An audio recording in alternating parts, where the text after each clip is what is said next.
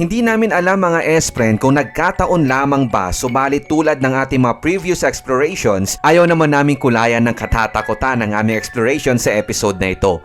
Sa bahaging ito, mapapansing nag-glitch na ang aming camera at matapos ang ilang segundo, otomatikong nag-black ang screen nito. So, ito na sana. Kinukunan na namin itong mga S-Friend pero, yun o. Oo. Wala, nagluloko yung camera ko. Nakaano naman o. Nag-ano eh, wait lang, hawakan mo nga to. Yung flashlight. Naka-open eh. Nangyari. Kung ayaw niya, ayaw niya mag-start. Gagi. Technical problem nga lang ba? O may ayaw magpakuha?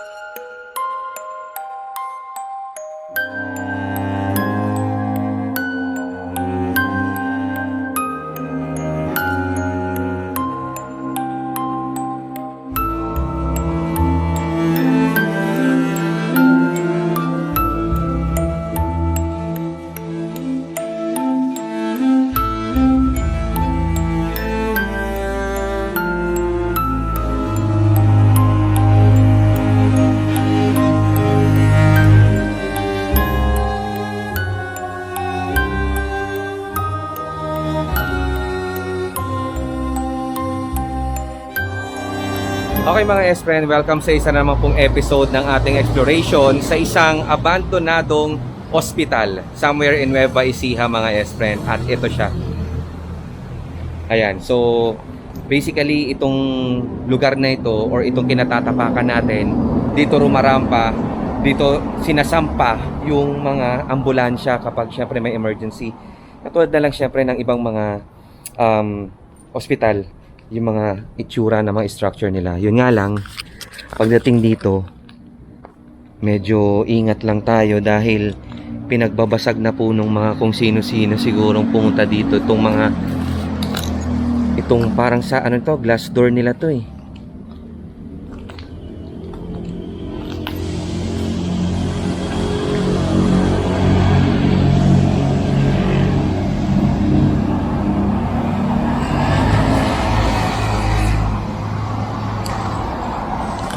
Yan. So, wala tayong gaanong info regarding dito sa hospital na ito mga S-Friend.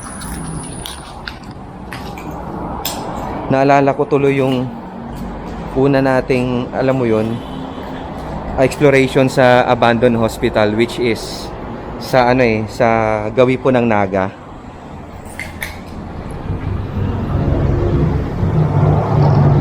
Right, CR.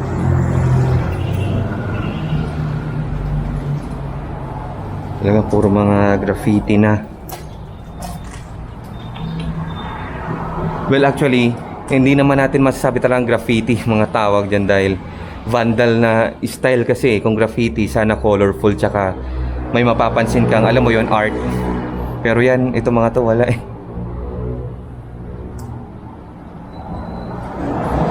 So dito tayo sa gawin na ito. Anong meron?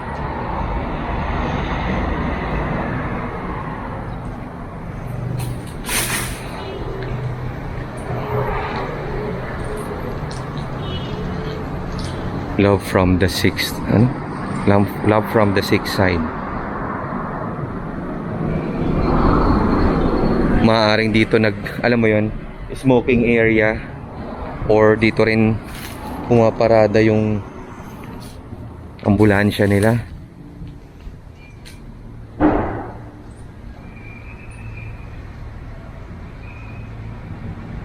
Tara, pasok tayo dun sa loob.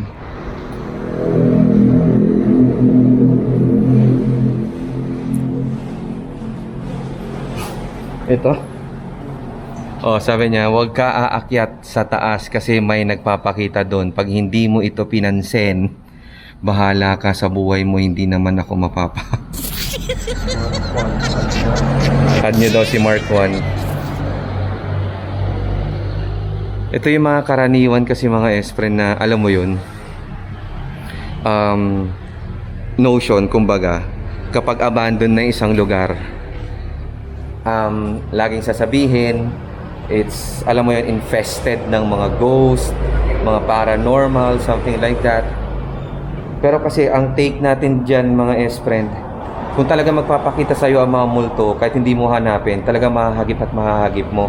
Kahit tanghaling tapat ka mag-explore, kahit na hapon, umaga ka mag-explore. So, pero ito ang creepy dito sa part na to mga S-friend, no?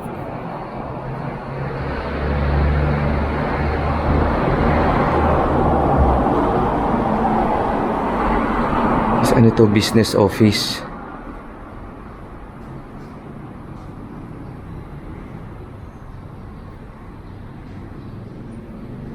Tapos biglang tatahimik ng ganun, walang dumadaan sa kalsada.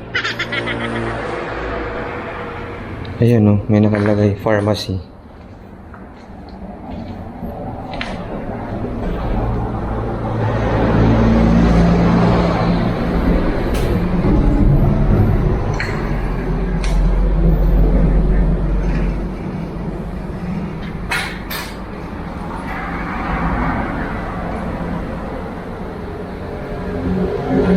Hindi ko lang talaga sure mga S-friend ha, kung dahil din ba sa pandemic kung bakit nagsara ito. Kasi nung 2022 imaging na, nung nagbabalik na yung Google Maps sa pag alam mo yon, mapping nila, ano na eh, wala na to eh, abandoned na to eh, hindi na siya nag-ooperate. Or maaaring katulad din ng ibang mga pinuntahan natin before mga S-friend, na alam mo yon, dahil sa pagka-bankrupt, alam nyo na, kaya ganun.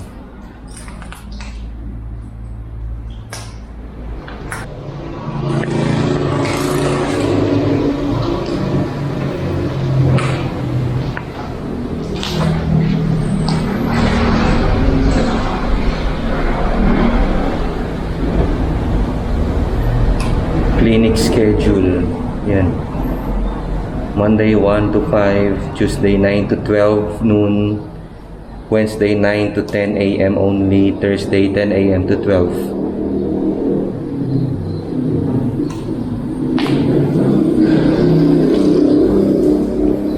So, ito yung hallway niya. May multo. Guys, may multo. Actually, wala na tayo talagang masyado pang makikita dito sa lugar na ito, pero nakakapanghinayang lang talaga mga S-friend. Alam mo yun, na yung isang health institution na uwi sa ganito.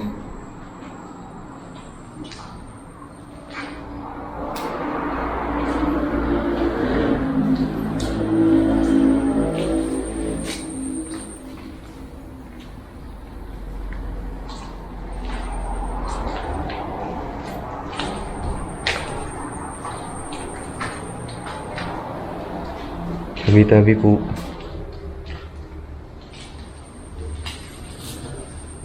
Ito mga parang mga bodega. Bodega ba? Or ano? Ano siya? Room. Siguro dito yung ano.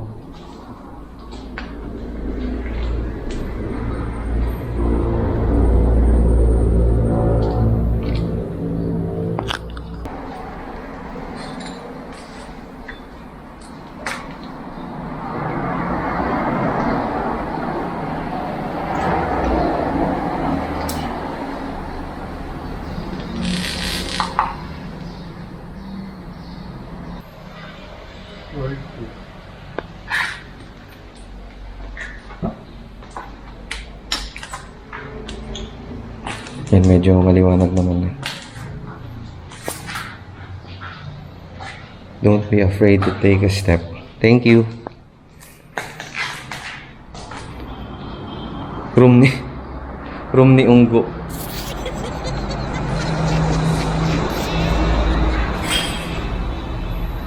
Oh man. Surgical ward female.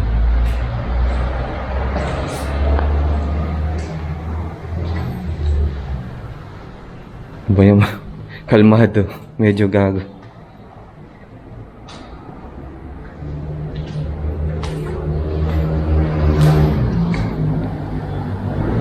Yan, gago na may pangarap. Ano ba yan? Nasira na yung part na to. Totally bumagsak na yung kisame.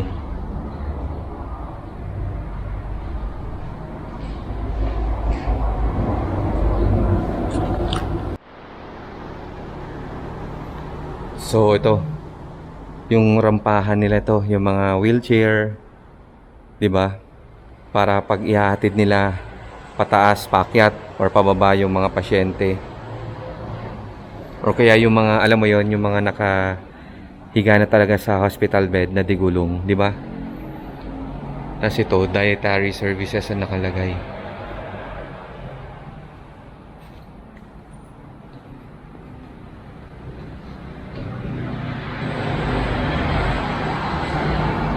Uy, may ano.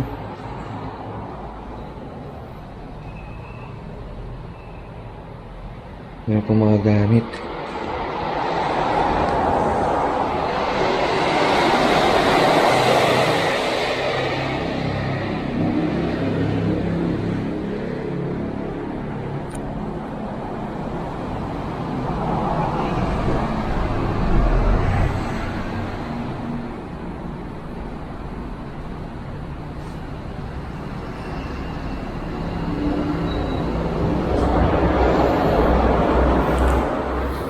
Tapos in fairness naman dun sa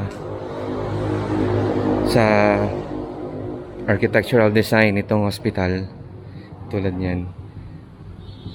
Ito, ganda nung pagkaka, 'di ba? Yung sa parang terrace niya dito. Yun nga lang, isa ito talaga sa mga winalang hiya dahil ayan oh, yung mga salamin nito, ayan na. Kaya pala nagkumpulan doon, gabundok yung mga salamin doon sa baba. Dahil yan na, pinagbabasag na nila. And then sabi ko nga sa inyo mga S-friend, noong 2022 na imaging niya, wala na eh, hindi na siya nag-ooperate, ito nakikita natin eh. May mga graffiti, itong mga salamin niyang ito.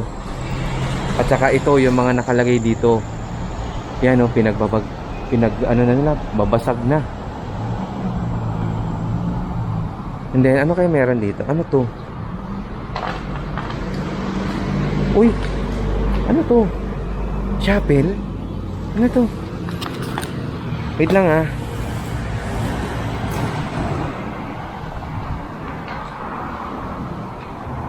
Hindi kaya parang pinaka-chapel ng hospital ito dito? Di ba? Gagi oh.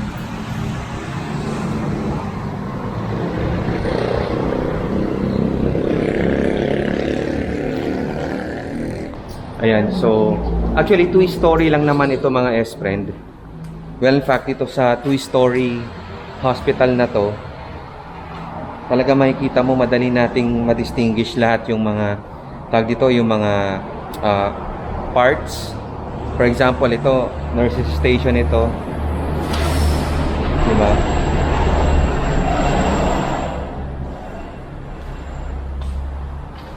Yan. Sa part na to.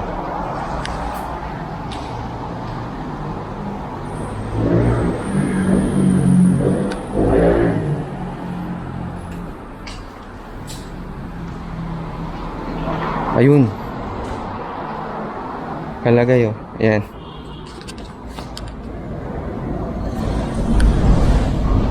Tama, di ba? Manual of duties.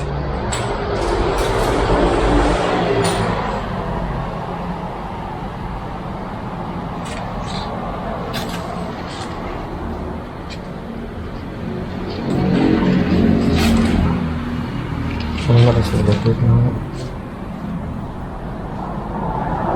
Ay!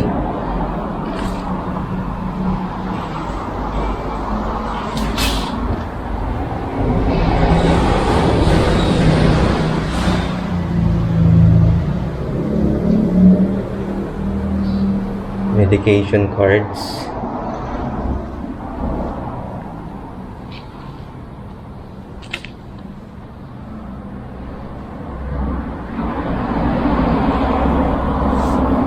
Ito may mga pictures sila dito.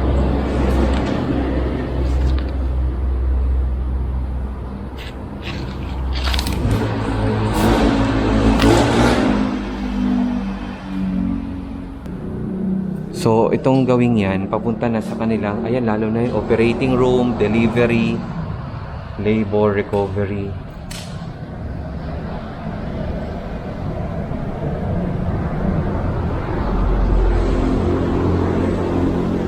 Diba? Wait lang nga, punta natin. Pero in fairness talaga sa mga room nila, no? Ito, bakit to?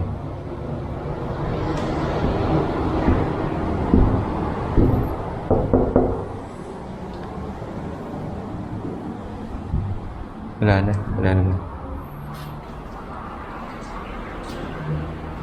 Ano daw? Play the player. Love the love. Ayan, so didiretsuhin natin itong part na to mga S-friend. Kasi kumpara dun sa kabilang hallway, ito mas malinis to dahil nga okay pa yung kisame, okay pa yung bubungan nila. Unlike doon kasi sa kabila, talaga totally bumagsak na. Kaya, syempre uulan lang, kakadaan lang nung nagdaang itong bagyong ito. Kaya dito na lang tayo. Tingnan natin kung ano pa yung pwede nating makita or madiscover dito. Pero sabi ko nga sa inyo, talagang totoo na ang eerie ng vibe dahil una, mararamdaman mo yung parang nakulob na lamig. Ikalawa, just imagine kung ang tahimik ng lugar at ang tagal nang na-abandon kasi. So basically, kapag ganun daw, meron daw na mga, alam mo na, mga nananahan dito, something like that. Hindi naman tayo paranormal expert or researcher, pero sinasabi ko lang, dinedescribe ko lang sa inyo mga S-friend, yung yung feeling mo pag nandito ka sa ganitong lugar. Sabi ko sa inyo, hindi ka naman, walang schedule yung pagpapakita ng mga multo, di ba? Kahit na madaling araw, tanghali, hapon, tirik ang araw, basta talagang, alam mo yun, magpapakita, magpapahagip yan. Pero sabi ko sa inyo, since only exploration lang yung gagawin natin, at yun naman talaga yung pinaka-forte or pinaka-tema nitong ating ginagawang urban exploration, let's just set aside na lang yung eerie feeling.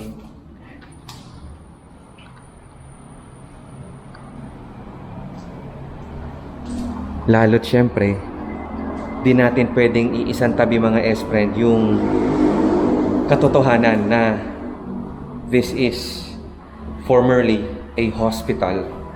So, basically talaga mararamdaman mo yung bigat, alam mo yun, dahil di natin alam kung ilan na ba ang namatay dito, ilan na ba yung talagang nasaksihan itong lugar na ito pagdating sa mga ganong klaseng kamatayan, mga sakit. Kapag sinabi kasi natin ganon, sakit, kamatayan, alam nyo na yan, it's more on the negative energy. So, kahit konti naman, meron tayong mga nire-research patungkol sa mga ganyan. So, puntahan na lang natin. Lalong-lalo na ito kasi mga S-friend, ayan, pinagbabasag na nila, Diyos ko. Sayang. Ito lalo na it's operating room. Diyos ko, naaalala ko tuloy na naman. May naaalala naman ako sa operating room. Ito yan sigurado. Kaya lang may mga nagbasag-basag na doon, ng mga semento niya. Bakit dumidikit ka? Ano? Bakit dumidikit ka sa akin? Diretsyo. Sige. Operating room. Wait, tingnan mo. May date. July 18, 2020.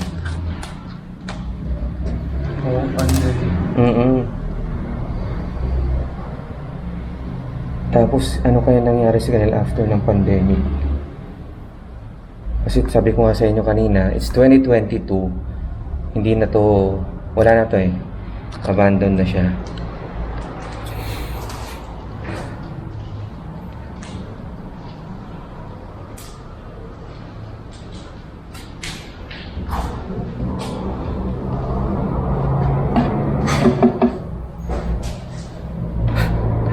Pakibalik lang po. Please, Lysol.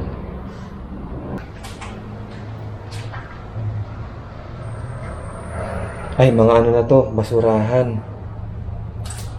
Or yung ano, yung waste. Dito na nila nilalagak. Yung mga hospital waste. I guess. Siguro yung mga, alam mo yon, yung mga rehingilya, mga ginamit. Basta anything na ginamit sa ano nila. Sa buong ospital dito siguro. Or yung dun sa galing sa operating room. Siguro yung mga laman na tinanggal or kung ano pa man, di ba? Ayaw ko lang masyado mag-detail dahil nangingilabot. Yun ang mas kinikilabutan ako. Kaya sabi ko nga sa inyo mga S-friend, papasukin nyo na ako kahit saan pa. Ayaw ko talaga ng hospital sa totoo lang, lalo na kapag yung ganito na basta kasi pag hospital, alam mo na, it's sakit eh, di ba? Oh, ganyan. Ito. Delivery room.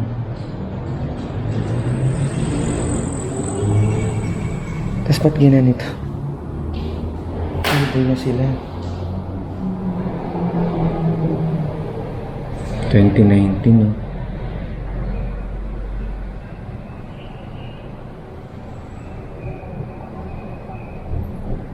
Tapos ito, June 15,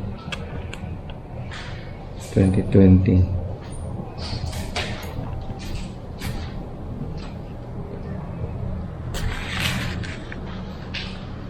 Mga pangalan na nila.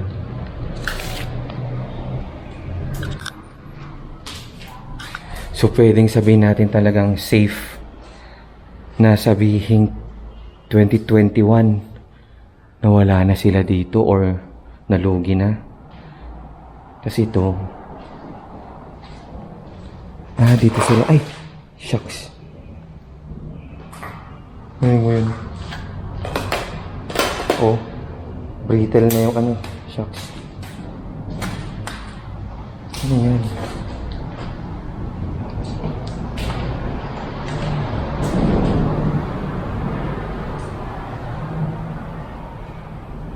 Utility closet. Oh.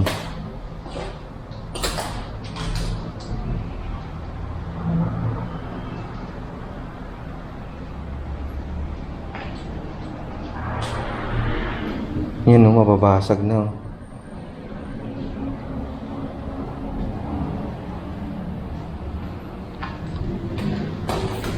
Ito tayo. Ito, parampa na to. Ito, minor OR.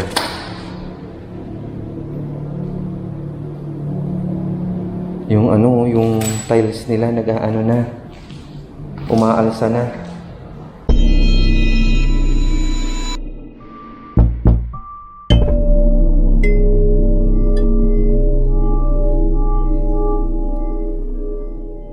Abangan mga S-friend ang huling bahagi ng ating exploration sa abandoned hospital na ito. Pakatutukan lamang mga S-friend ang susunod na episode sapagkat bukod sa aming mga unang ipinakita dito at sa bahagi ng strukturang inikutan natin sa episode na ito, may mas madidiskubre pa pala kami sa pinakalooban ng structure na ito. Maraming salamat mga S-friend sa panonood, lalong-lalo na sa mga nag-share ng episode nating ito.